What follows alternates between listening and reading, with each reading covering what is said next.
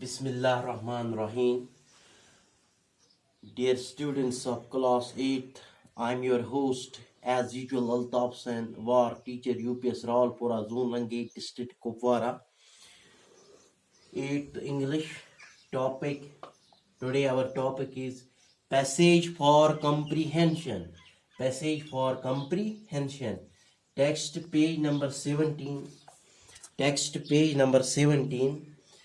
Topic our is passage for comprehension.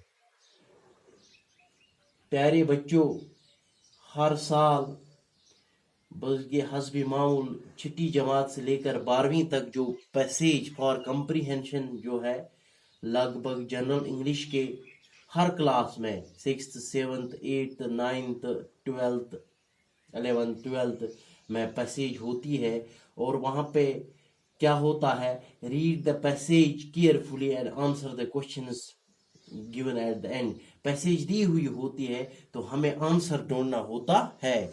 कभी unseen passages भी हमें देखने को मिलती है.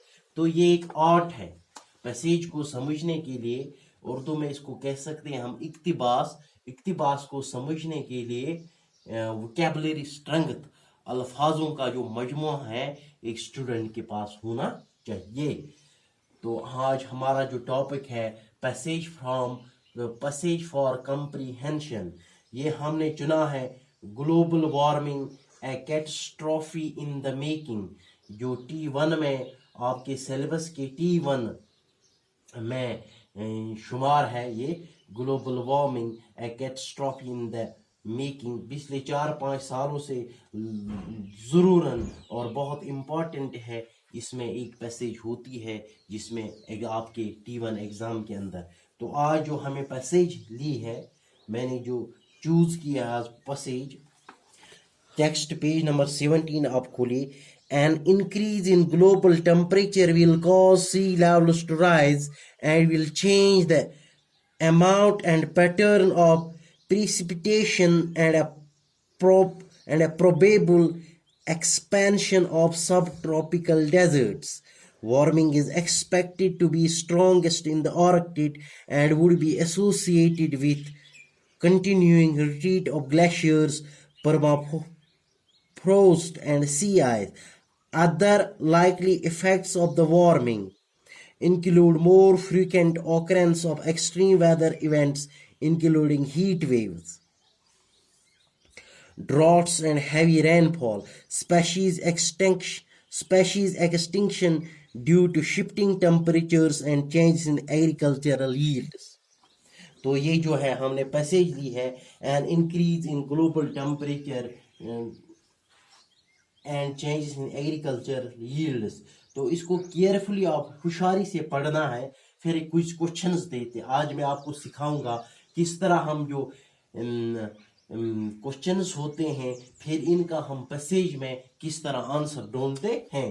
क्वेश्चन नंबर फर्स्ट जो मैंने निकाला है, write two ill effects of rise in global temperature. ये कहता है an increase in global temperature, जब जो दर्ज हरारत जो है बढ़ेगा, जब दर्ज हरारत आलमी सतह पर जब दर्ज हरारत बढ़ेगा, will cause sea levels to rise, समंदर की जो सतह है वो ऊपर आ जाएंगी.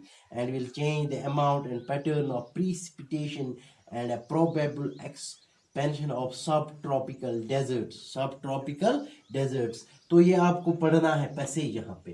तो क्वेश्चन जो है हमारा, write two ill effects of rise in global temperature. यहाँ पे मैंने इसीलिए ग्रीन मार्कर इस्तेमाल किया. ये क्वेश्चन है राइट टू इल इफेक्ट्स. दो हमें इल इफेक्ट्स मुज़िर असरात है of rise in global temperature.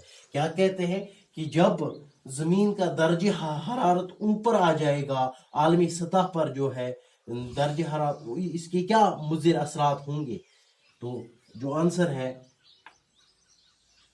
जहां an increase in global temperature will cause sea levels to rise. ये देखिएगा प्यारे बच्चों, an increase in global temperature will cause sea levels to rise.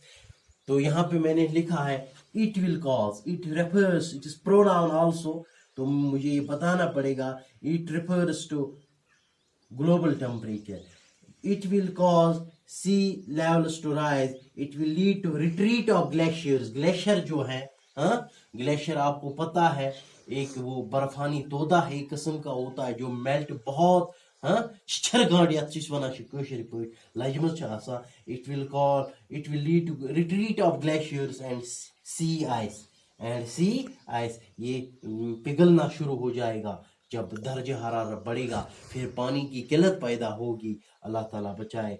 तो पानी के मुतलिक मैंने आपको बहुत बार कहा कि इसकी कदर करनी चाहिए, हमें पानी जो है बहुत कम मिकदार में इस्तेमाल करना चाहिए, क्योंकि माहिरीन के मुताबिक जो तीसरी आलमगीर जंग होगी वो पानी पे लड़ी जाएगी। तो इस ज़मीन को हमने बहुत सारे बार हमने इसमें स्कूल में ऑर्गेनाइज प्रोग्राम की भी किए हैं, इसके मुतलिक हमें पानी का जो है सही इस्तेमाल करना चाहिए, नल बंद करने चाहिए। बहरहाल it will cause sea levels to rise, it will lead to retreat of glaciers and sea ice, इसका आंसर है। क्वेश्चन नंबर 2 है where is the warming expected to be strongest.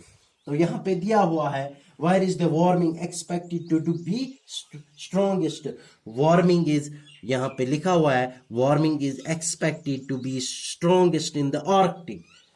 The warming is expected to be strongest in the Arctic. The warming is expected to be strongest in the Arctic. तो इसके अलावा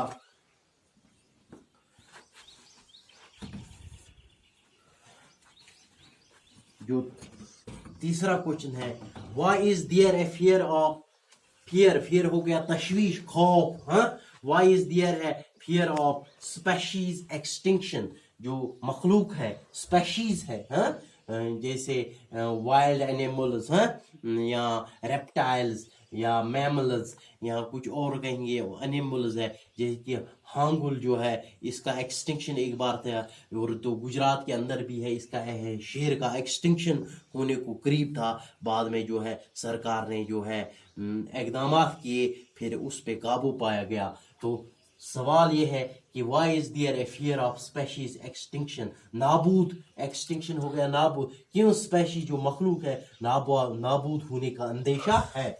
shifting temperatures, तो इसका भी जवाब यहाँ पे लिखा हुआ है इस पैसेज में, shifting temperatures and changes in agricultural yields, यहाँ पे लिखा हुआ of global warming include more frequent or extreme weather conditions, heat waves, droughts, species extinction due to shifting temperatures and changes in agricultural yield. Shifting temperatures, क्योंकि temperature जो है एक जैसा नहीं रहता है, ये शिफ्ट होता है हाँ? दुनिया के एक हिस्से में एक किस्म का दर्ज हरारत तो दूसरे हिस्से में दूसरे किस्म का दर्ज हरारत। Shifting temperatures and